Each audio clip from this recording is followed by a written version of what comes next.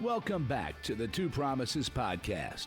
Let's dive right into another exciting adventure with BD and crew as he pursues his new passion of one day finding the most epic bourbon. The Two Promises team send their special thanks to Hobie and the Huckleberries for their masterful theme music. So grab a glass, relax, and enjoy responsibly. Baby says she's leaving if I don't stop drinking wine. So I switched to whiskey and I'm feeling fine. Drinking that smooth whiskey. No more wine. I like straight bourbon. Baby, you try the ride. Yeah, and I think Nick said two really good things, and you as well. It's just like, well, first of all, I believe that like no matter what the creative endeavor is, whether it's commercial or one might stay in that art world of art for art's sake, there's an authenticity that can happen with how that thing is produced. Much in how like my view in marketing has changed as we've been doing this, but we can get into that later. But like, you know, the first thing was that, you know, a lot of the stuff you're doing early on is finding your way, finding your voice. What is that? And that's why a lot of it doesn't really work very well, because all you can do in the beginning is pull from yourself, but also reference. And I think that was happening a lot with what we were trying to build is like, you know, we want it to feel like X. And so you go over there and you're looking and you're feeding. And because you're still developing the capabilities, you're really just kind of referencing, recreating a little bit. And so the work really wasn't, I guess, what I would call, man, I hope your listeners are in for like an aesthetic journey, but like embodied is what I would say. Like there's a difference between developing proficient technical skills to execute something you reference in the world and something that you embody as a voice of a unique individual, as an artist creating a piece, creating a work. And so that's more taking all of those things, looking at yourself and passing it through that filter. And what typically comes out is something more authentic, something more embodied. You know, it's like the adage about all the best writers write from what they know. They write their life. You know, whatever skin they put on it and whatever character they invent is still like Uncle So-and-so. You know, it's like somebody they knew. And I think art is that way. Like, so, like I think we hit our stride in embodying the vision for the game that we wanted at some point by pulling together all these references of things we loved, but then practicing it enough to iterate it to the point that it actually belonged to us. And then, yeah, like the second part of that is like, man, it has to live in the real world, you know? So like when you talk about making things for a client, making things for a boy, like a card is a printed thing. And so, man, in the beginning, I was making these like really cool big panoramas, horizontal landscape things. And I'm like, oh, this is awesome. And then you go and you put it on a vertical playing card and you're like, oh, wait, this doesn't fit at all. This is, you know, just the simple idea of a rectangle versus a square, or like the image space and the size. And also like I'm a detail junkie. And so like one of the things you're going to get with the game is like a refinement of detail, but there's like tons and tons of line work and like value. And, you know, when you look at something on a max resolution HD retina display, it looks amazing, or in a sketchbook page that's large, but when you stick it on a 2.5 by 3 or 3.5 playing card, it turns to mud because all the lines get really close together because you had to scale it down. And so like finding the functional balance between now the thing that we really liked was a big learning curve, because I'd never really done anything like that. I've made a lot of physical art, but it's always been physical at scale on the medium. I've even done digital stuff for people's branding and identity. But yeah, it's like, oh, this actually has to live on a card. What is the component? What is the size? Oh, when someone holds it in their hand, can they actually read this text, this font? Is it legible? Is it readable? Two different things. So yeah, like I have actually, case in point, as a little teaser, there may or may not be a pretty well started prequel to this game in the work. Excellent. And like the groundwork that we laid whenever we were doing that, like I did probably on the art side in like 6 months or less what it took me years to do before. And that's because I kind of had an understanding based on, this is how I want to do this in terms of its authenticity, but it also has to function. And so I know how to start with my artboard, and I know how to like scale things. Like, yeah, so I think it is a both and. Like you don't always, I don't think, at least for me, start with the technical application of the deliverable, right? It's more for me about the artistic journey and like finding what is authentic and good, and then I can think about how to make that fit. But you have to consider those things because it's the reality of the delivered product. Yeah, and on my side, I've got a blank 2.5 by 3 inch square, and this is where the art goes. This is where the text goes. This is, not that I do the design, but like a prototype is, our first prototype was a marker on a piece of paper. Sketched it down. We were prototyping the day we came up with the idea. And that's kind of advanced, but that mixing of those two is interesting. I will say, you mentioned the authenticity. And I completely concur. It's something that has kept us sane. I think our perspective, and I think mine at least continues to be this way, is that a lot of business practices, whether intentional or not, are exploitative. Like they're about value extraction. So we struggled conceptually, philosophically with marketing for a while because the vast majority of times we've seen it applied, it is exploitative. It's like, my goal here is to extract maximum value from you while putting in the least. Now, it may be that that's the mechanics of it, but it doesn't have to be your mentality. And so the exploitative part about the, hey, let's make this thing good enough because we have, we have a deliverable, like we have something we have to do.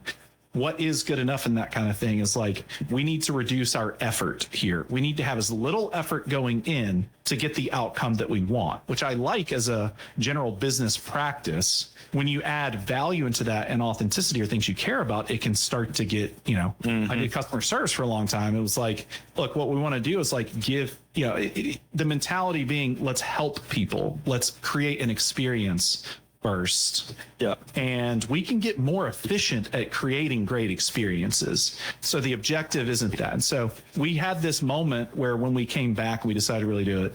We said, throw everything away. What is our purpose? What are we trying to accomplish here? And the thing that we came up with as our guiding light is we want to get this game into the hands of people who want to play it. And suddenly looking at marketing wasn't, how do I exploit people to get value out of them while spending the least? It was, how do I find the right people and communicate this thing that I know is amazing for them? Because there has to be more than two, one Nick and one Micah in the world. And we found at least one other one, Brent. There you go. And so if that's the case, we sort of do that. But I will say that authenticity is like expensive to you personally in the effort and energy that you put in. Whereas, one of the things we realize, and this is not a knock on this practice, but the business reality for most board games of this size is they need something on the page, on the card, on the whatever that people like, and they need it as cheaply as possible. And it is the work, energy, and intensity, which would equal money if you weren't the business partner, just isn't going to happen for most games.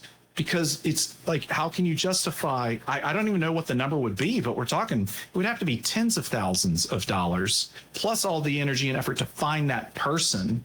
Because when Micah is doing his thing, and, I think this is incredible about Micah, but I don't think it's unique to Micah. I think it's true of everyone. Like, no one else in the world can do that. People can now reference it, like you said, Micah. They can copy it. And there's a huge draw in producing a product to look at something successful and reference and copy. And what Micah's strong belief in not doing that has kept us from doing that. And I think hopefully made something that does stand out and is unique, but is also authentic. So the goal isn't to stand out and be unique. The goal is to be authentic. And this is what we ended up with.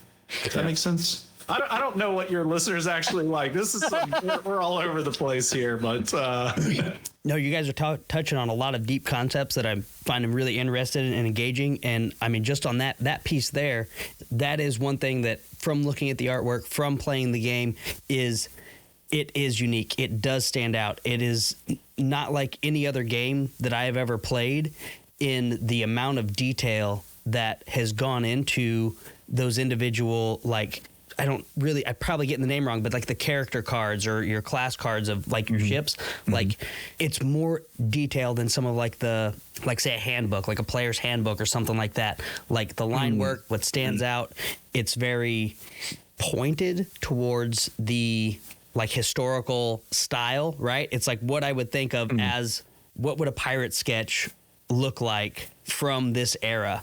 It really kind of has that draw, but then again, it also blends that fantasy element. So I'd say that you kind of you really hit the nail on the head of embodying that kind of what you bring to the table outside of what you're getting from some of the other games and big box stores that you're going to and seeing. I mean, you guys are also touching on some really deep like leadership, project management areas. For instance, you were talking about, hey, I like to be able to control this aspect. I like to be able to drive this aspect. And like, even at the very beginning, it's like, hey, do we let this baby go or do we grow this child ourselves?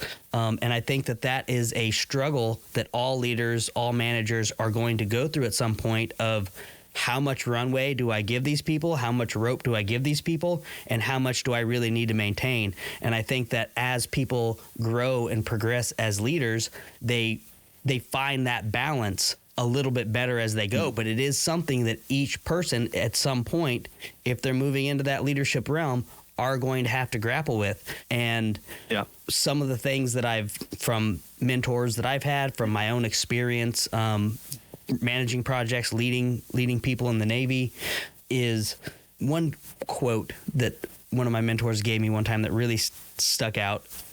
Sometimes in that delegation realm, kind of the pucker factor of leadership. One, as a leader, me giving somebody an amount of control that I might be uncomfortable with kind of makes me pucker up a little bit. Like, oh man, are they going to do okay? Are they going to be able to make this happen? Is it going to meet the expectations? And then on the other hand, trusting them with a baby, trusting them with a lot more rope, then hopefully they have that pucker factor too. Like, oh my goodness, I can't believe he trusted me with this much. I'm going to protect this. I'm going to do the best job that I can possibly do because he gave me this much runway. So I think trying to find that balance is something that I've tried to aspire to, that I've tried to find, and a lot of times helps avoid that micromanaging feel. And a lot of times you're going to get a better expression, a better result out of it because people are that much more engaged in it because it feels more like their own. Yeah. Yeah, that's good. Yeah, we spend a lot of time reorienting ourselves to what we're trying to accomplish and you know, what could good look like. And that requires a lot of discussion because as you progress, you develop that in different ways. But when we do that, it both helps us, I think, look back at, are we focused on the right things? Are we putting our limited energy into what we should because we're not infinite sources?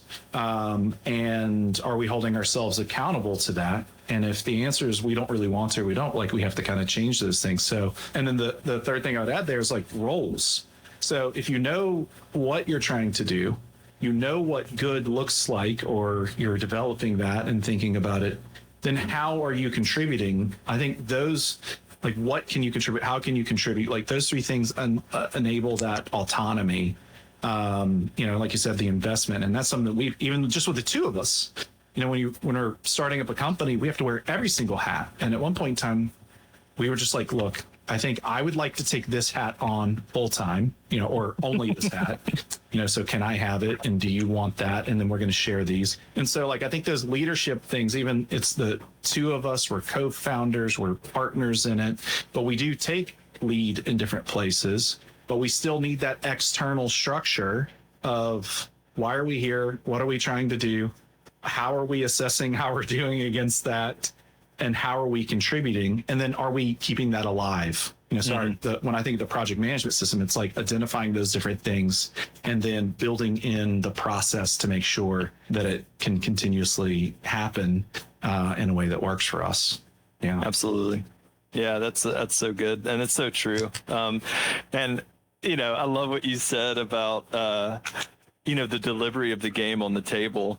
And I love hearing that from somebody that's not me or Nick, because that is one of the core things that we often talked about it. We lamented, like, man, the box art on this game looks so cool. And then you look at it on the table, you're like, what happened? You're like, well, where did it go? Where did all the theme go? Where did all the fun go? Like, but yeah. But we like staying true to those core things that we've done has been challenging, but always anchoring back in the right spot. And I'm really thankful for Nick's ability to kind of see those big picture things and like create systems around trying to invest in control. Cause, you know, like he's right, you know, you with a 2-person team, the more and more we discover, the more and more we have to do. And there's so many things, I think, just like this happens to us in life too, that can feel emergent. You know, it's like, I need to do this thing right now, you know, when in reality, it's like, okay, it's really not that emergent. Like, let's get a big view of what's going to happen over the next week, break it up into different roles, how we're going to handle it. Or maybe even this other thing should take priority before we even think about that. So he's very good at all those things, which I'm extremely thankful for, because I'm mediocre at best at it. So it keeps me in line. That's awesome. He does have being able to experience from the game world on the video game end. And yeah, that's what I was gonna say, is like being able to take what you've learned in those other elements and bring it to this has been really great. I'm extremely jealous of our energy. And I feel like, you know, one of the roles I've tried to take on is like a guardian of that, which is weird because like you sort of do that against yourself and against the other person in a way. Like there's times where I think if it was just up to Micah, he would just illustrate for hours and hours, and we'd have, there's been times when I haven't been around and I come back and Micah has like 300 illustrations he's done, you know, which is all fine, you know, but like, you know, once we have that objective or those other things, is like making those decisions and saying, but also listening, because, you know, to your point is like that authenticity that Micah was talking about. No one gives that unless they want to. So in a business environment, you can have a designer and they're going to design, but to add authenticity, they have to choose and they have to engage, and it will cost them energy. It will cost them those kind of things. So, you know, I'm just extremely jealous of our energy and wanting to make sure that we're using it in a way, not that delivers against the business per se, but that delivers against the value that we are saying we want, and then changing that if what we say and what we actually want isn't the same. Yep. Absolutely. Those are some super great points. I want to be respectful of you guys' time as well. I know we're getting a little bit close to the deadline, so giving it to you guys to wrap up a little bit. I just wanted to kind of ask a couple questions. One, where are you at in that crowdsourcing funding campaign? How can we help out? Where can people go to find your product, find how they can support you guys? Take it away, Nick. Yeah. So we would like to launch the crowdfunding campaign mid-March. One of the things that we've learned as we've moved into this current phase is we should only do that when we're confident that it will be successful. And there's a variety of reasons for that. We talk about it a good bit, but probably the biggest one is like we want to deliver on what, you know, for people like yourself that have taken the time to sort of, you know, invest in us, even just time or even an email address, which is one of the most useful things that we can get is like, you know, it's like, we want to actually make sure this is successful. And so we're targeting mid-March, March 18th, I think it is, but we'll see. Mm-hmm. And we're currently planning to launch on BackerKit. But the way that you can really help is going to get.tortugasgames.com. So we're Tortugas Games. We've got a website, but get as in acquire it, get.tortugasgames.com. That's an overview of the game, and there's an email address there. If you give the email address because you're interested, then we do two things. We bring you in to, you know, you're on our Discord, like you get all those different things. You can help shape the game. You can get more information about it, and those different things along those lines. And we can tell you when it's happening. So if you want to do that, that's the first thing. The second thing would be then just, you know, sharing that. There's nothing more important than you telling someone else, hey, I tried this thing. It was really cool, and I think you would like it. Mm-hmm. You know, our goal isn't to sell as many games sell as many copies as possible. Our goal is to find the people that would enjoy this game and hopefully communicate it well, and they see if they want it, and then they can go after that. So I think those are the two things, so for the crowdfunding and signing up and sharing that. So yeah. Yep, absolutely. Yeah, get.tortugasgames.com. And we've got a Facebook group that people can join, and Instagram as well. We even have a TikTok. And so we're posting across different social medias with Tortugas Games. And all of it can be found even on our website as well. And, we have a link tree as well in any of the social media applications that you can find whatever your social media of choice might be. I think we're there. So. Excellent. That sounds great. Yeah, so we'll provide those over to you. What's that? We'll provide those over to you so you can put them in the doobly-doo. Perfect. Yeah, that sounds great. We'll get you all linked in there. Super, super stoked to have you guys on. I'm excited to maybe have another episode. Maybe we can do some video and maybe play test a little bit or something along those lines. That'd be awesome. Get a little view of them, overview of them rolling the dice. Oh, That'd be great. Absolutely. I love the idea. Sounds great. Well, again, I really, really do thank you guys for hopping on, spending the time with us, and I'll give you guys the last word. Is there anything you want to say before we wrap this up? Mainly just thanks for having us on. It's been absolutely cool getting to know you. I'm glad you took a chance on us at Gen Con. It's that's the other part of this that's been really cool, is just getting to know other people and the journey that they're on. So thanks for letting us be a part of yours. Yeah, thank you very much. Awesome. Thank you all so very much. Look forward to talking with y'all soon. Y'all have a great day. Thank you. All right. See you later. Thank you for joining us today on this curious roller coaster of life. If this is your stop, please exit peacefully. Enjoy the rest of your day. If you're ready for another one, just push play. Just a final note before you go. Thank you. And thank you for feeling. The distillation and aging process is different for everyone. I'm not quite sure what you're ready for. Sip slowly and enjoy responsibly. Baby says she's leaving if I don't stop drinking wine. So I switched to whiskey.